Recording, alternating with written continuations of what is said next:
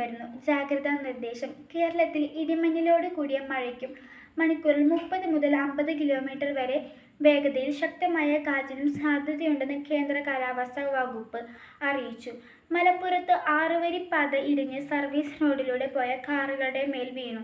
കോഴിക്കോട് തൃശൂർ ദേശീയപാതയിൽ കൂരിയാടിനും കൊളപ്പുറത്തിനും ഇടയിലാണ് അപകടം നടന്നത്. വന്ദേ ഭാരത് എക്സ്പ്രസ് ട്രെയിൻ ചെന്നൈയിലേക്കും ന്യൂഡൽഹിയിൽ നിന്ന് ചെന്നൈയിലേക്ക് 27 മണിക്കൂർ കൊണ്ട് എത്താനാകും. ഓപ്പറേഷൻ സിന്ദൂരിലൂടെ ഇന്ത്യയുടെ അഭിമാനമായ മാരിയ കോണൽ സോഫിയ ഖുറേഷ്യ വർഗീയമായി അപമാനിച്ച BJP മന്ത്രിക്കെതിരെ വിട്ടുവീഴ്ചയില്ലാതെ സുപ്രീംകോടതി കേസിൽ മധ്യപ്രദേശ് മന്ത്രി കുൻവർ വിജയ് ഷായ്ക്കെതിരെ പ്രത്യേക അന്വേഷണത്തിന് സുപ്രീംകോടതി ഉത്തരവിട്ടു. ഇതോടെ ഇന്നത്തെ വാർത്തകൾ അവസാനിച്ചു. നന്ദി, നമസ്കാരം.